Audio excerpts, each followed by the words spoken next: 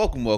I would like to welcome you to yet another episode of the Unpopular Podcast. This is the man, the myth, the legend, Jalen Hunter. And if you would do me a favor, please subscribe to the YouTube channel. Hey, man, I want you to get the full experience of the show. So please subscribe if you can. But here's where we'll start. So the Tokyo Olympics are going on right now. In the middle, for people, what people forget, of a roaring pandemic that's going on in Tokyo right now, due to coronavirus, pretty much spiked up there or over there. And like I said, the Olympics are going on. Team USA men's, they just lost to France, and they won last night. The women handled their business and beat Nigeria. Luka's going crazy, dropping 48. The 3-on-3 women basketball team, they just lost. Softball just lost. But the main focus, what we're going to talk about right now, is Simone Biles. So Simone Biles is arguably the greatest Olympian ever, probably the greatest gymnast ever. And she pulled out the Olympics due to mental health reasons. And as a result of that, like I said, the women, which shouts out to them, they finished with silver. Here's the thing, man. And this is, I really love this. I don't love the fact that she was dealing with mental health issues now. I love the fact that the mental health aspect of sports or life in general is being talked about or being put in the forefront. You know, a lot of people think because you have a lot of money or because you're in the spotlight, mental health doesn't really matter because you're making money. And that's not the case at all. You're seeing people like DeMar DeRozan talk about it more. Kevin Love, Naomi Osaka. Mental health is so important. Mental health is more important than money, in my opinion, because, I mean, you can get money anywhere out here. It's like mental health, that's what you got. And I hope Simone Biles, I don't know if she's going to compete in the individuals. I don't know. But I hope that she's able to address what needs to be addressed with her mental health. It's tough, man. And we saw this in the bubble. You know, Paul George talked, even though a lot of people like to clown Paul George, but Paul George talked about it. It's tough. One, going from freedom to then being forced to be confined in a bubble. And hell, let's speak on a broader term. You see how hard it is for a lot of people, or how hard it was for a lot of people that had to quarantine themselves in their house for weeks upon weeks or months upon months. Like, people went crazy. Hell, I'm more of an introvert, you know. I like being in the house, but it was even tough for me having to be forced to be in the house, not being able to hoop. They took the rims down, not being able to move freely as I wanted to. And this is somebody that I have no problem being in the house. So not only are you put in a bubble in another country, you're put in a bubble in another country, and you're expected to be at the tip top shape. Like, you're expected to represent not only yourself, not only your team, but your country. You have the weight of the world, or the weight of the United States, on your country, which is why I sympathize, and I can't imagine the mental anguish or the mental hurdles that people that represent Team USA or represent their country in general have to go through. Like, let's just speak on USA, because I can't speak on the other countries, of course. Let's speak on basketball, because, you know, I know most about basketball. Let's speak on basketball. It's tough. I can't imagine always, like, you're represented. They're looking at Team USA men's basketball right now, even though they're 1-1. They're looking at them as a failure right now, because it's like, you're not supposed to lose. Go back to gymnastics. Simone Biles is probably the greatest one of the greatest Olympians, if not the greatest Olympian, more than likely the greatest gymnast that we've ever seen. And she's still young. So the fact that you have all that weight on you, it's tough. And I understand not only the mental hurdles you have to get over with that, but now you're in a bubble and you have to worry about not getting COVID and you have to worry about being at your best. Like, it's tough. I couldn't imagine that, man. And it's, and I do love the fact that even though she did withdraw, she still showed up and supported her teammates. And of course, they got the silver. Shouts out to Russia, I believe, for getting the gold, but they, Team USA got silver. And I love the fact that even though she's struggling with something, she still supported her teammates. Which a lot of people's not going to talk about, but it is what it is. It's tough. I can't imagine, man, representing an entire country. Like, that's what these people are doing. Like, these people are representing the United States. And a lot of these, hell, there was, I think, the skateboarder that won gold. She's like 17 or 13 or something like that. Like, I can't imagine that, man. I can't imagine. Shouts out to them. And again, shouts out to Simone Biles. I hope that she gets the attention and the help that she needs for her mental health, especially. And I don't care how much money she makes. I don't care how famous she is. Mental health is different for, of course, everyone. And some people deal with it easier than others. So I hope that she gets the help that she needs, man. And shouts out to everyone over there in Tokyo. Hell, shouts out to everyone. Basketball, skateboarding, gymnastics. The world has caught up, man. The world has caught up, and it's not just in basketball. Hell, you can even if you want to look at basketball, man. Luka just shot 48 on Argentina. Like, the world is catching up to us, so it's no longer the days that we can just go and just dominate. Now, of course, we still have some of the best players. Like, we still have the best basketball team, in my opinion. We still have the best, gymnastics. Even the shouts out to Russia, though. We still have the best volleyball. Like, we still have the best, but the world is catching up. So if we catching L's left and right. Japan just beat us in softball. The 3-on-3 women just lost. I don't remember who, but because they've been dominating. I think they're like 6-1 now, or 7-1 or something like that. Team USA women's, like, they had a pretty close game ish to Nigeria, which actually has the Bumake sisters. Well, 2 of the 3 Nabumake sisters.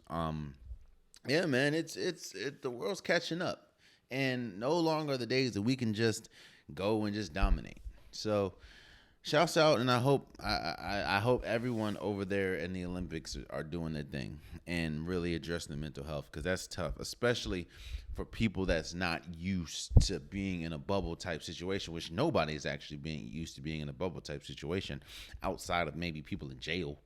So I pray for Simone Biles, and I pray that she gets the attention and the attention to her mental health that she needs.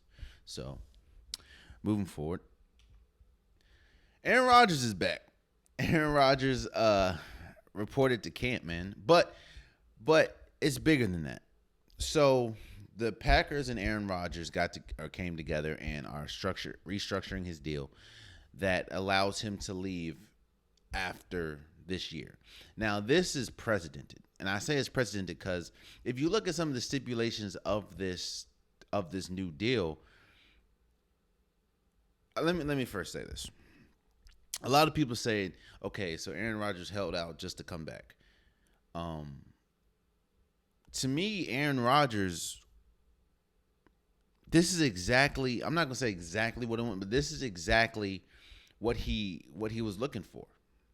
Now, no, of course he didn't want to. He said he didn't want to come back, and he's coming back. I know. But look at the stipulation. This is the first time we've ever seen a contract like this in the NFL. He's able to leave after this season, which means 9.9 times out of 10 he's leaving after this season. He doesn't lose any money because they're restructuring his deal. So all the money that he was projected to lose, he's not losing. He reported to camp this year, so he's not losing any money then.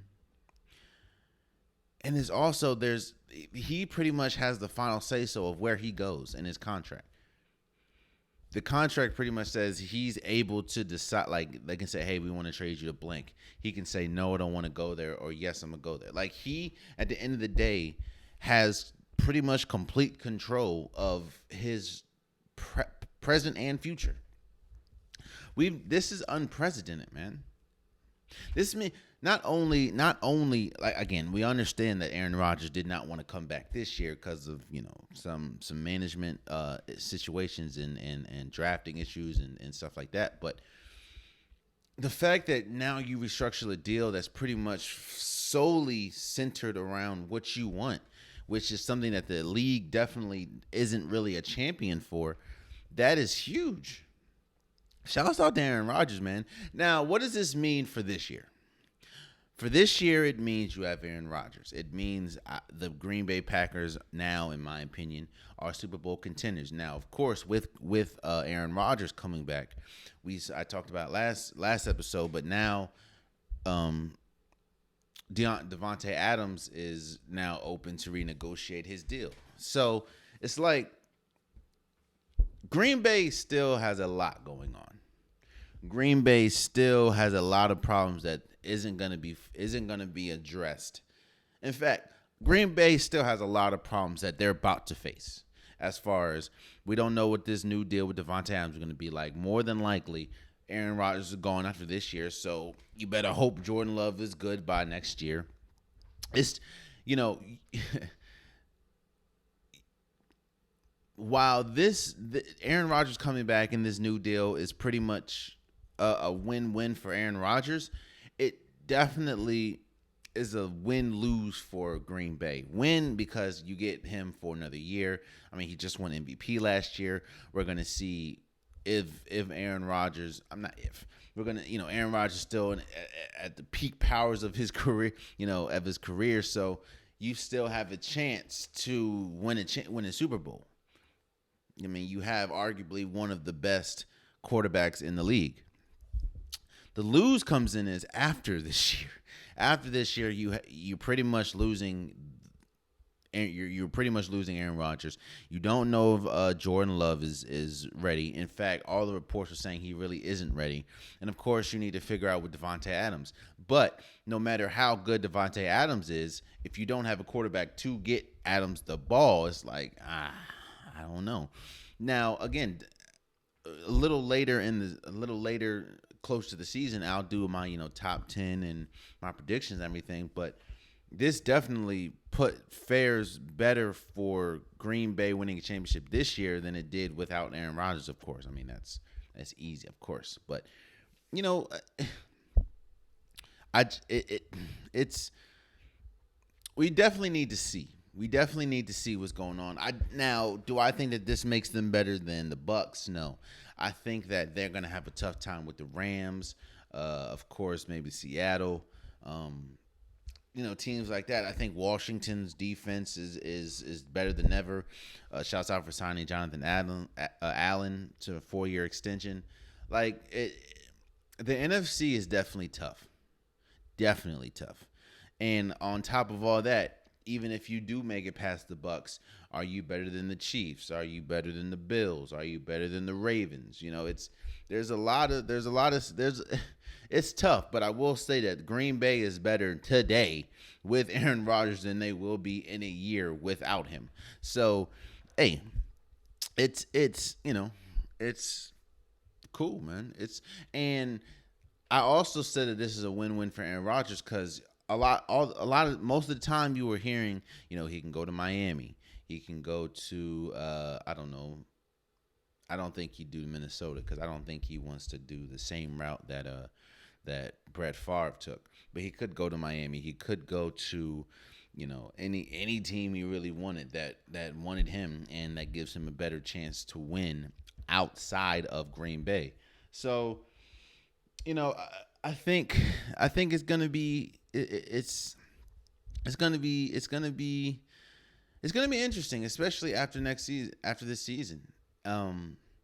And a question I saw was how should his teammates look at him? Should his teammates like look at him any differently. Look, bro, this is a business. This is a business.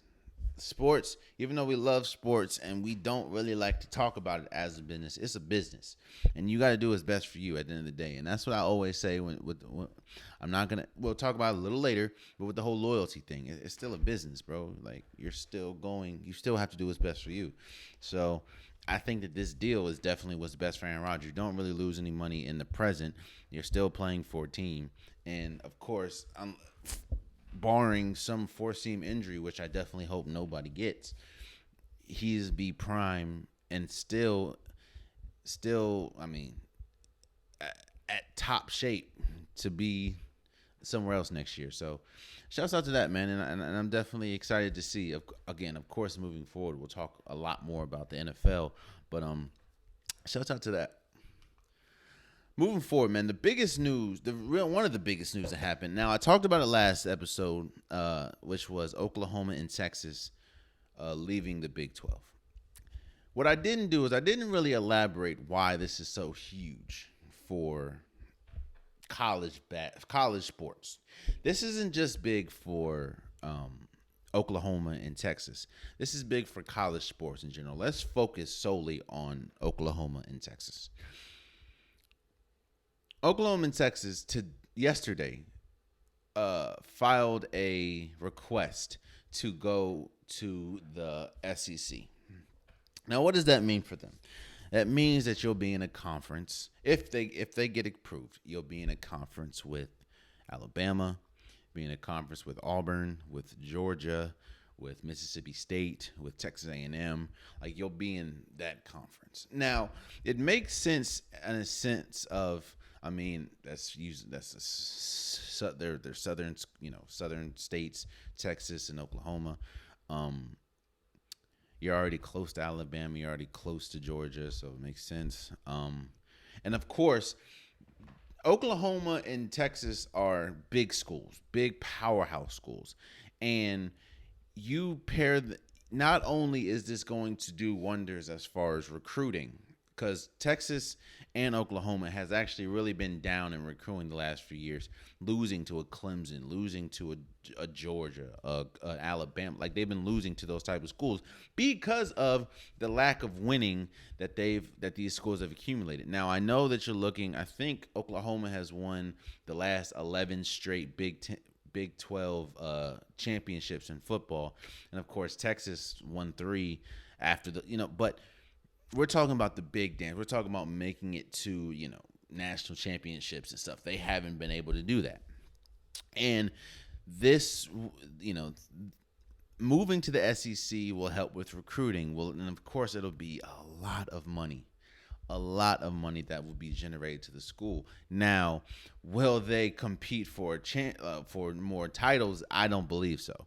I don't think that they're on the same level as Georgia right now. I don't think I know they're not on the same level as Alabama. They're not really on the same level, in my opinion, as Auburn. So you're going to be pretty much fighting the Texas A&Ms, Mississippi States. Like, you're going to be fighting Kentucky's. Like, you're going to be fighting in that pool. So the win, of course, is you get more recruiting, you get more money, you get more exposure, and of course, TV revenue deals. The SEC network makes more money than the Big 12 network. I mean, that's just true. Now, of course, the downside is you're pretty much. I'm not gonna say you never will, but it's gonna be tough I can't see Texas making it to now. Things could change, of course, because they're talking about a 12-team playoffs. But I still don't see. Imagine there's a 12-team playoff. I don't see Alabama, Georgia, Auburn, Oklahoma, and I don't see 5 out of the 12 teams being in the SEC. I just don't see that.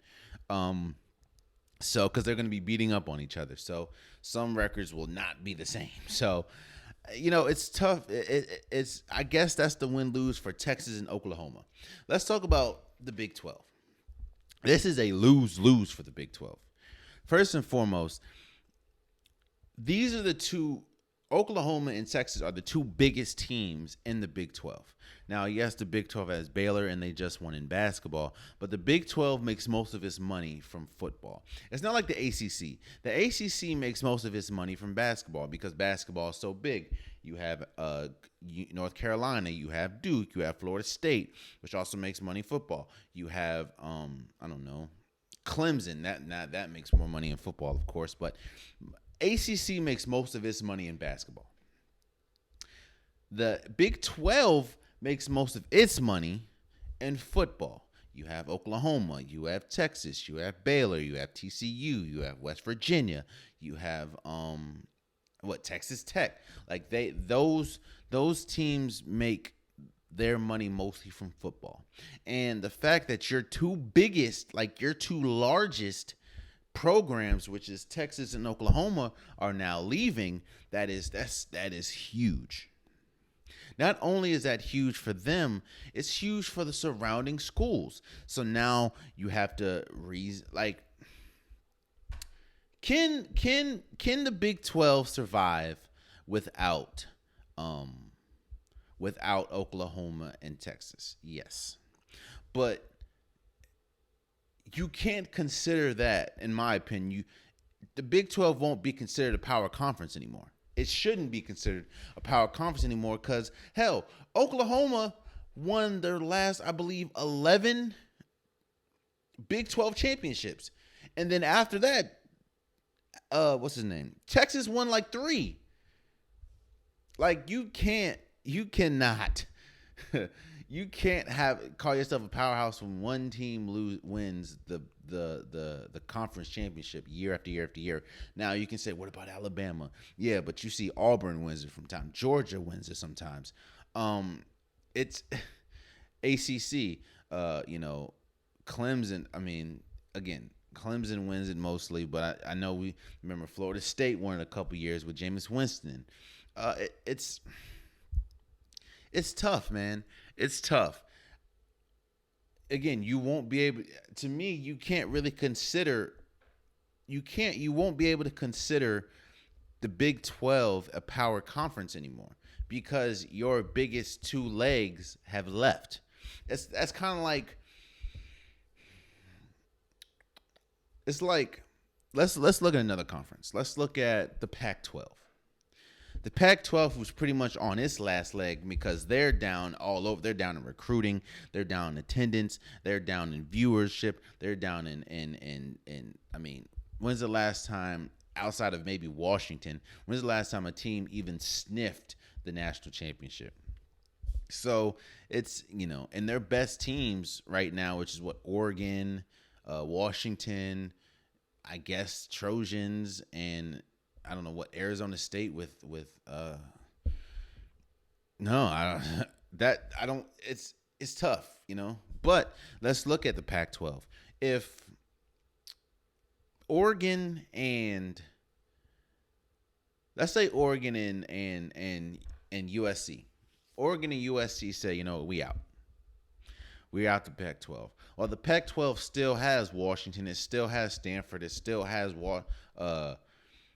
UCLA. Your two biggest programs right now are gone, and that will cripple the conference. Hell, a lot of people, when you think of Pac-12, at least this point, now we know the history that UCLA has, and of course with basketball and everything. But if Oregon leaves, that's a wrap. Now, what does this mean for the Big 12? It really means, I think we're going to this. It's bigger than the Big 12. Let's say that. We just talked about the Big 12. It's bigger than the Big 12. Let's look at the remaining teams in the Big 12. West Virginia has been trying to get to the ACC for the longest. That might happen. I think you're gonna see a lot of rezoning, and with a lot of rezoning, you're gonna, I'm not saying it's gonna be over this, but this could be the end for the Pac-12. I'm sorry, for the Big 12, because when your two biggest proponents leave, And now, of course, when all these other school contracts come up, why do they have the desire to stay when nobody really is going to watch nobody really wants to see TCU and Texas Tech play, or TCU and Baylor play football. Now, yeah, don't get me wrong. Shouts out to them organizations, but it's not Oklahoma, it's not Texas. Which means I think that we're going to see a lot of rezoning. I think we're going to get a super conferences. ACC is going to become a super conference because I think they're going to get, West Virginia. They could the Big Ten can mess around and get the Big 12 can mess around and get Baylor. Like it. It's tough, man. I don't know what we're gonna. College sports in general is changing. Of course, we know about the NILs, players getting endorsement deals. Of course, coaches, legendary coaches, Coach K, Roy Williams, they're leaving, and of course, football's changing, man. And I think it's too early to tell what's gonna happen. But you're starting to see the writing. You've seen when your conference is pretty much dependent on two people, like two schools, because a lot of people don't, outside of like the fan bases of the schools, a lot of people don't know. You can go down the list and name a whole bunch of teams from the ACC. You can name a whole bunch of teams from the Big Ten. You can name a whole bunch of teams from the Pac-12. You can name a whole bunch of teams from SEC. It's really hard to name a bunch of teams from outside of the fan bases. It's really hard to name a whole bunch of teams from the Big 12 outside of Oklahoma and Texas. Now, again, I think that this is now you're going to see maybe Texas Tech tries to go to, I don't know, the Big Ten. Maybe West Virginia, like I said, tries to get to the ACC. Maybe TCU tries to get to the SEC because they're in Texas, and I don't know, man. But I just think that you're really seeing the writing on the wall, and I think you're seeing the end of the Big 12, because it's like, do I think it's smart competitively for Oklahoma and Texas to go to SEC? No. I mean, that's the same thing I said when when Maryland when Maryland left the ACC and went to the Big Ten. It was like, okay. Competitive wise, I don't think it's best for them, but of course, money wise and recruiting wise, of course. And this just, to me, I think the Big 12. It's not officially done right now unless they mess around. Like the Big 12 can now probably make a bigger run at trying to get Notre Dame. I don't know. Or maybe you see Boise or something. I don't know. But again, Notre Dame and Boise State is most definitely not Oklahoma and Texas. Don't get that. Even though Notre Dame has been more successful than both of them. But don't get it confused. Texas and Oklahoma leaving the Big 12 is monumental, seismic, to say the least. And we'll see how it goes, man. We'll see how it goes. But I don't see a way that the Big 12 is able to survive without those two. Because you're gonna start to see a lot of rezoning, a lot of schools backing out of conferences, a lot of schools. Well, like I said, the West Virginia has been trying to get to the ACC for God knows how long, and now to me, this is the perfect avenue for that. TCU has been, Baylor has been trying to get out of the Big 12 for God knows how long. I think they've been trying to get to the Big 10 or the ACC, and now this opens the door. So we'll see how it goes, man. We'll see how it goes. Moving forward. So the NBA draft is tomorrow, and there's a lot of big names. Now, what I'm going to do is I'm going to do a mock draft of the lottery picks, the first 10 picks. I'm not going to do. Now, I'm also not going to. Let me say this. I'm not going to do trades because I don't know. I'm not going to say, oh well, at the 5th pick they're going to trade. I don't know because the draft is unpredictable until you get there, or unless a team leaks something. It's pretty much unpredictable. I'm also not going to do all 30 teams. I just don't feel like doing that. But there are some really big names and some. This is a deep draft as far as you can get people in the 15, 16 that while they won't be, I don't think franchise changers, I think that they will be big for their teams. So what I'm going to do is, like I said, I'm going to do a mock draft of the first 10. And let's start with Detroit.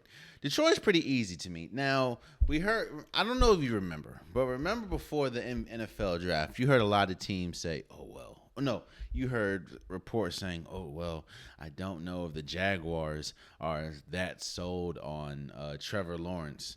They may go with Zach Wilson. Like, bro, nobody in their mama should ever believe no story like that. Just like no one in their mama should believe that Detroit Pistons are not going with Cade Cunningham.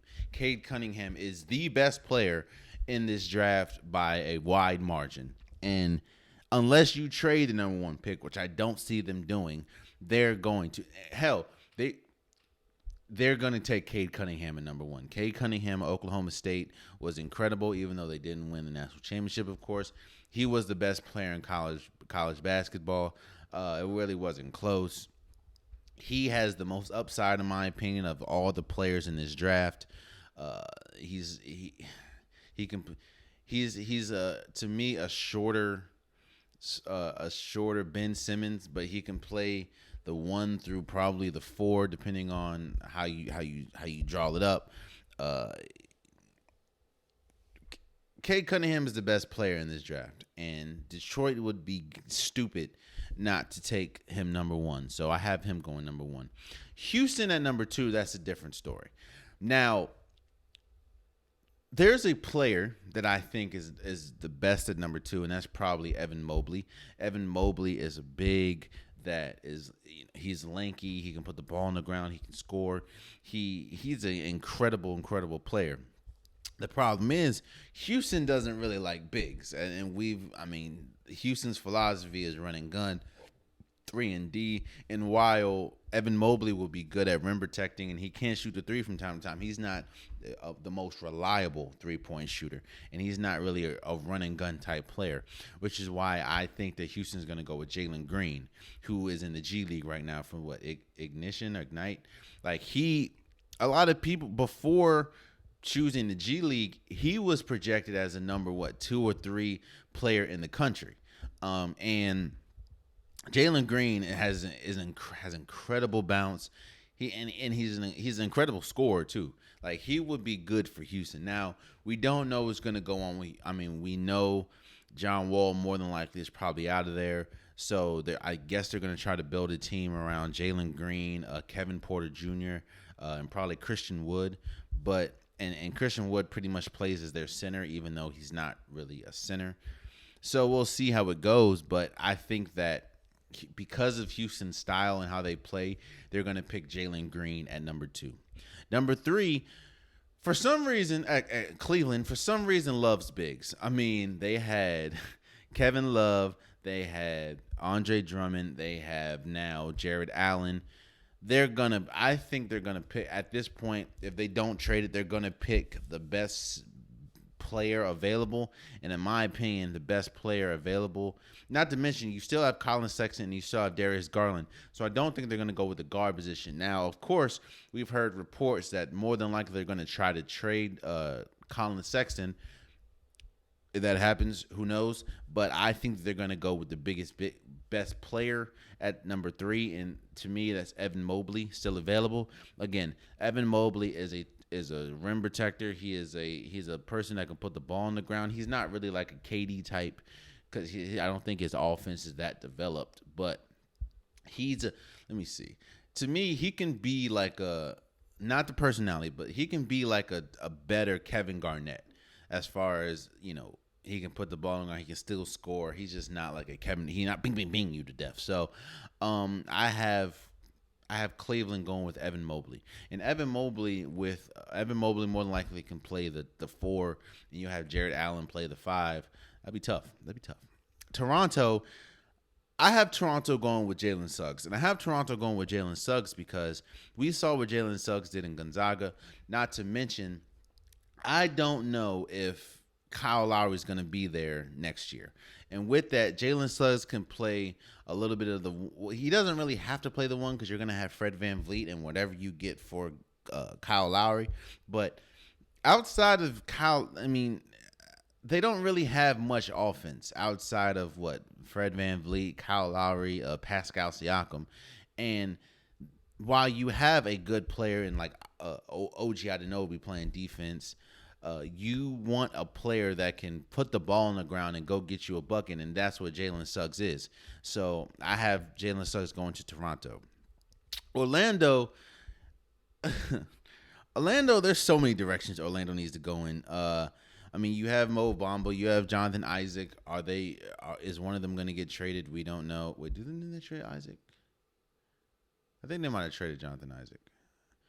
But you do have Mo Bamba. So I don't, you give up Evan Fournier. You give up, what's his name?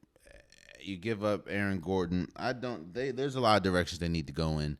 So I think they're just going to get the best player available. And to me, that's Scotty Barnes that played for Florida State. I mean, he's a long player. He has an incredible wingspan. He needs to refine his offensive game a little bit, but he's a raw talent, and he's incredible at defense. I don't know the direction Orlando needs to go in, so that's why I said I think they're just going to pick the best player available. So I have Scotty Barnes going to Orlando. Oklahoma City,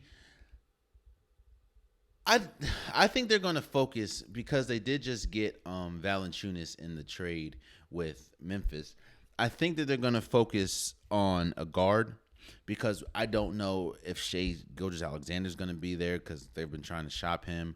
I don't know what they're going to do. So I think they're going to go with James Bouknight because, I mean, I'm not saying he's the best guard, but you don't know what Lou, and he's more of a defense, but they don't really have a offensive-minded guard outside of Shai Gilgeous-Alexander, and I think that James Bouknight will pretty much solve that. So, not to mention, Oklahoma City isn't really close to winning anything. So, I think they're just going to get one of the best players at the position. So, that's what I have going to OKC. Golden State at number 7. Again, this pick may be traded. I don't know. A lot of these picks may be traded. I can't really foresee that right now. So I'm just gonna go with what I think. And what we saw with Golden State is when Steph Curry went to the bench. Now, of course, we understand that Klay Thompson was injured, but when Steph Curry went to the bench, Golden State's offense plummeted. Even though you had Jordan Poole, even though you had Andrew Wiggins, even though you had Kelly Oubre, but he was in and out the lineup due to injury, the offense plummeted. And you want a player, to me, you want a guard that can, I mean, you don't need a big because you have James Wiseman.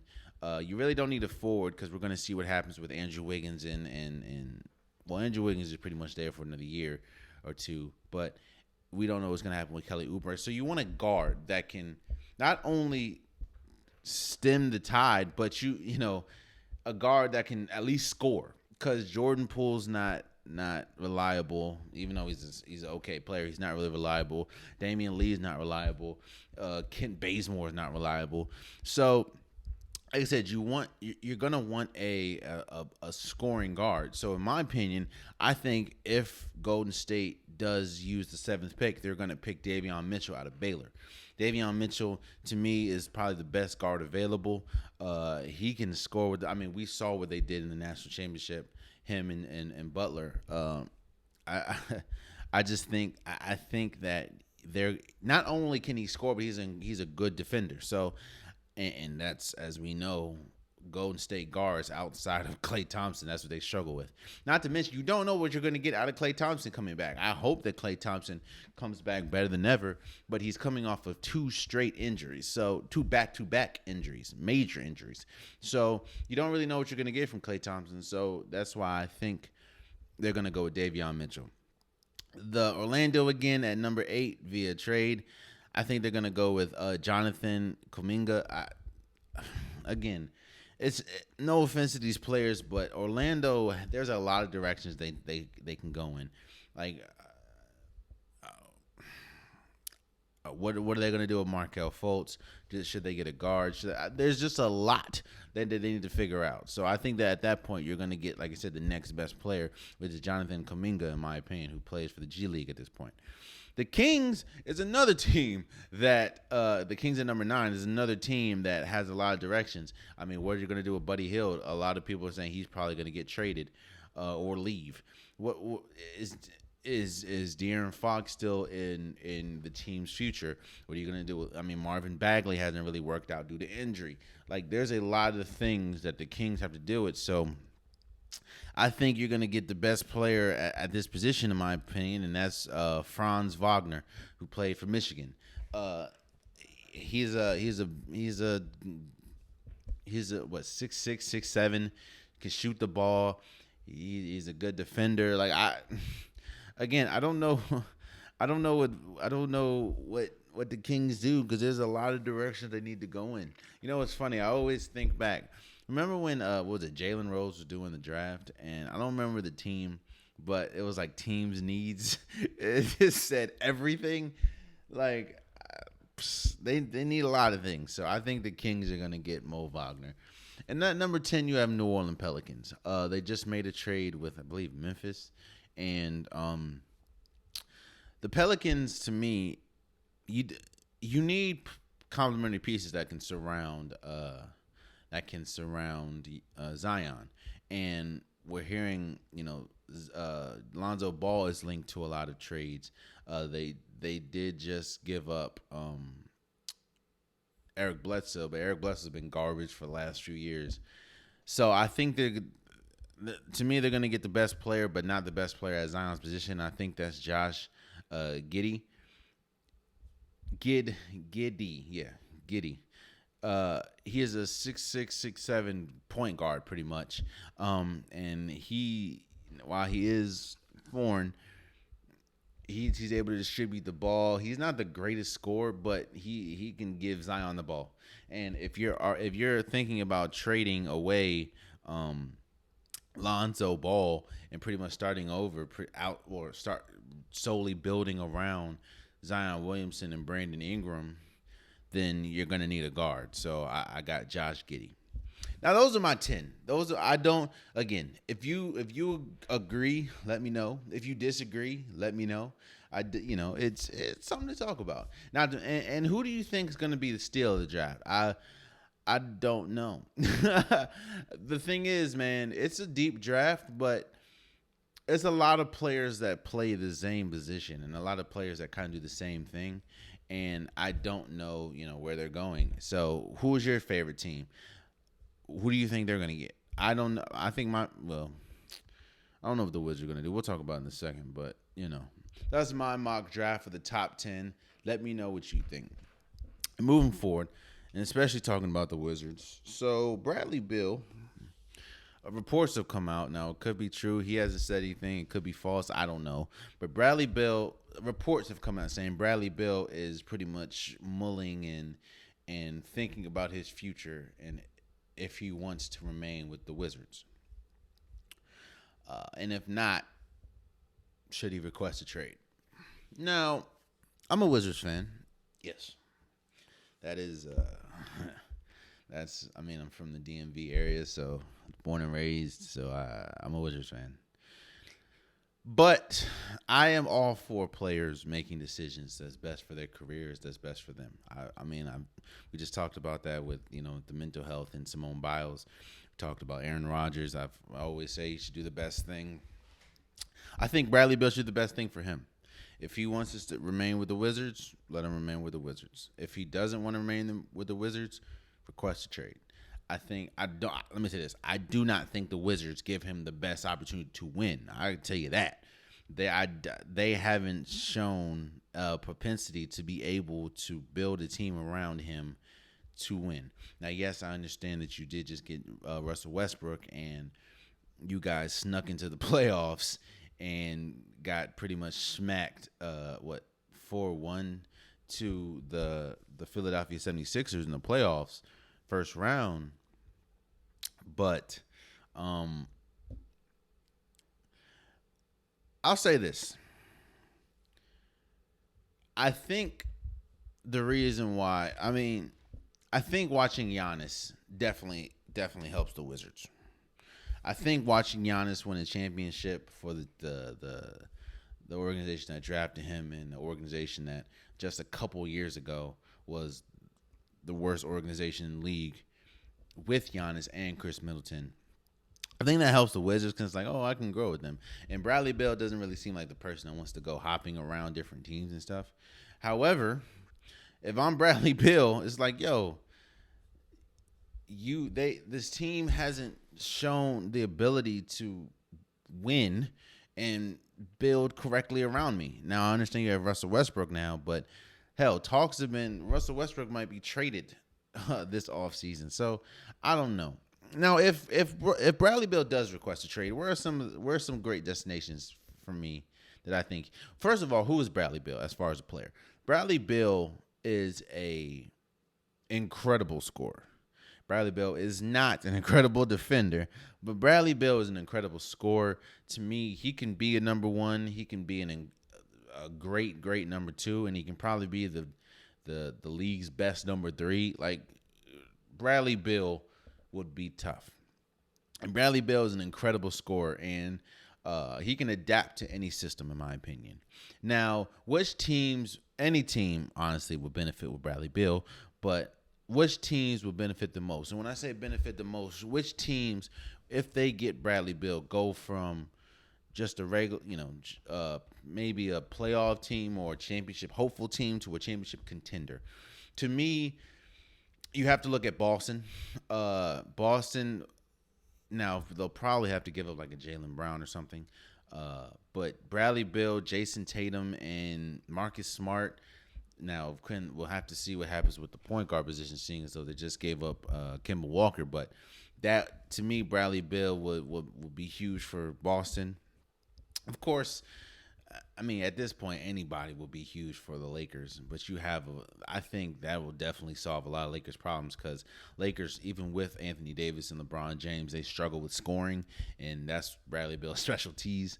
I think he'll do okay. I don't know if he'll be a good fit, but I think he'll be good for Golden State only because of Klay Thompson's height. Klay Thompson's 6'7", meaning Klay Thompson can play the three. Now, I don't know. That's a different body type, body size, and we know Klay Thompson is great at defending. But again, that's a different body type. You go from guarding, James Harden's and Kyrie's to guarding LeBron's and KD and Giannis. Like that's just different. Now I will say that we just talked about it with the mock draft thing. The Warriors struggle with scoring with Steph Curry on the bench. Now, that will definitely get rectified if you bring Bradley Beal onto the team. And a team to me that will fit perfectly with Bradley Beal is the Miami Heat. The Miami Heat need a scorer. Like, they need a scorer with Bam, with Jimmy Butler. Their best scorer right now is Tyler Euro and Duncan Robinson, who aren't really scorers. They're just shooters. Yeah, no, Bradley Beal would be perfect for them. And I think if Bradley Beal went to the Miami Heat, that they would be primed to at least make a deep playoff run. Something that Bradley Beal has not seen. So, again, I'm not saying Bradley Beal should leave. I'm not saying he should stay. What I'm saying is, and I say this all the time, a player should do what's best for them. And if what's best for Bradley Beal is leaving, hey, Do what's best for you. If he wants to if he wants to be comfortable and stay in Washington, do what's best for you, my guy. Like I said, Giannis. There was so many people talking about Giannis should leave, and you see what happened to Giannis. Now, I will say that the Bucks are a better run organization than the Wizards. That's not even debatable. But hey, man, I think you should do. I think you should always do what's best for you, in my opinion. So. Where if he requests a trade, do what's best for you, Brad. And moving forward, and lastly, so a bit of a shocker. Deshaun Watson reports to camp. Now, Deshaun Watson reporting to camp does not mean Deshaun Watson is going to participate in camp. He's just showing up to camp. Now, that means he doesn't get fined. I think they were trying to fine him like $140,000 a day or something like that, or $14,000 a day or something like that. Like, even to a millionaire, like multi-millionaire, that's an incredible amount of money. Like, I think he was upwards of losing like $35 million or something if he didn't report. Period to the season. Period. Now, the news isn't that Deshaun Watson shows up to camp. The news is that the Texans are now open to trading Deshaun Watson. Now, why is this news? Because all we've heard this entire offseason is the Texans are not even answering the phone. They're not even listening to offers for Deshaun Watson, even though everybody and their mama knew Deshaun Watson not only did not want to be in Houston, he made it clear he didn't want to be in Houston. You get a new and you knew he wasn't going to be in Houston. You bring on Tyrod Taylor. You draft a quarterback. He didn't want to be in Houston. He said he's not going to be in Houston. But even in that, you still weren't listening to trades. You still weren't listening to calls. You still wasn't shopping him. And now you're shopping him. Why is this news? Because this just shows the ineptitude and the lack of foresight on the Texans' part. And why did I say that? Apparently, the Texans knew all this sexual allegation stuff and the therapist stuff or physical massage stuff. They knew about this before the media knew about this with Deshaun Watson. Now, I don't know if it's true. I don't know if it's false. Well, I'm gonna wait till whatever happens out of that. I'm not gonna say he did it. I'm not gonna say he didn't. All I'm gonna say is they knew about this. They also knew that Deshaun Watson didn't want to be in the organization anymore. So why? So it doesn't make sense to me that now you're so open to trading Deshaun Watson. But if you would have traded him, if you would have shopped him around maybe before the draft, maybe when he first said it, his stock would have been at an all-time high. Deshaun Watson's stock was at an all-time high. Now Deshaun Watson's still a great quarterback. He's still a really good player. He's still, to me, a top 5 quarterback. The problem, well, maybe top 7 to 8, but still a top quarterback in the league. The problem is the Texans are going to get nothing for him. Now, let me say this. You will get stuff for him because you still have a whole bunch of years in his contract. He just doesn't want to be there. But you would have gotten a lot more if you would have shopped him before this whole allegation thing. You go from 10 to 15 teams wanting him. So I think the new report is, I think 3 teams are interested. And why, if I own them 3 teams, why would I give up the barn for Deshaun Watson if I think he has like maybe 4 years left in his deal. That's still a long time. But why would I give the farm when I know he doesn't want to be there? Like, what am I like? Come on, bro. I don't care. It's just the Texans just don't. The Texans are poorly run. And I feel bad for David Culley, man, the new black coach. It's just not. It doesn't. It just doesn't make sense to me. It's like it doesn't make sense, man. Do I think Deshaun Watson's gonna play this year? Yeah. I don't know.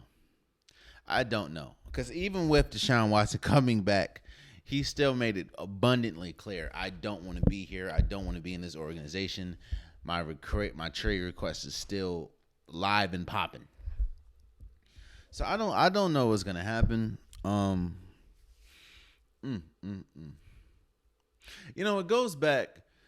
There are times when teams hold on to players longer than they should, and once that happens, like they're when the Vikings held on to Stephon Diggs a lot longer than they should have. Stephon Diggs was crying out saying, "I need to get out of here," and y'all still. And don't get me wrong, Stephon Diggs is a great player, but it's like he said he wants to leave. Once he said that, let him like. In fact, before he comes out and says, "Yo, I'm out," like trade him so you get more for. Like you got to be smart, bro. Got to be smart. Hell, the Bengals and AJ Green, like they let that last they let that last till the club lights came on and said, "Yo, y'all gotta go." At that point, what's gonna happen after that? You get nothing for AJ Green, and then of course you let the injuries pile up. Unfortunately, I think Deshaun Watson will play this year. I don't think it's gonna be for the Texans. But I don't know what the Texans are going to get. The draft is already over. It's kind of hard. Now, I understand this right now is the next and only at this, next best time to trade him because I don't see him playing.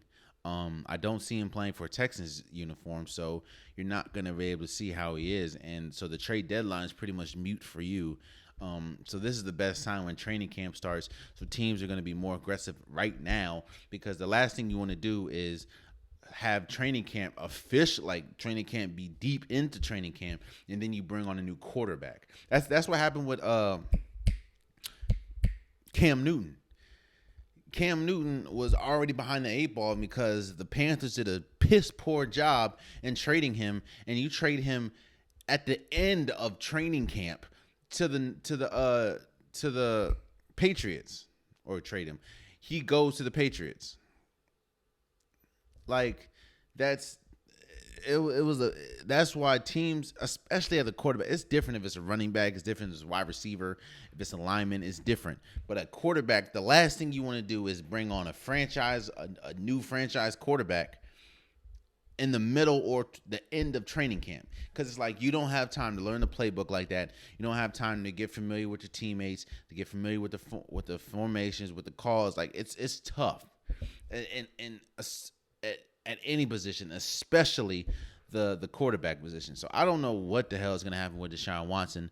Hell, and not to mention, of course, the whole sexual allegation cloud. I don't know what the hell is going to happen with Deshaun Watson. What I do know is that the Texans did a piss poor job at this whole trade thing, and he's still on the team, so they haven't even completed it yet. So I don't know what's going to happen, but I don't know, man. I don't know. And there you have it, man. That has been today's episode of the Unpopular Podcast. If you want an Unpopular Podcast shirt, hoodie, sweaters, long sleeve, joggers, the link is in the description below. There's multiple colors, man. Multiple colors, multiple designs. So anything that tickles your fancy, go get that, man. And I probably have it in your favorite color too. So go get that. The link is in the description below. Also, please subscribe to the YouTube channel. I'm trying to get to 1,000 subscribers, so anything would help. I appreciate you guys. And until next time, much love.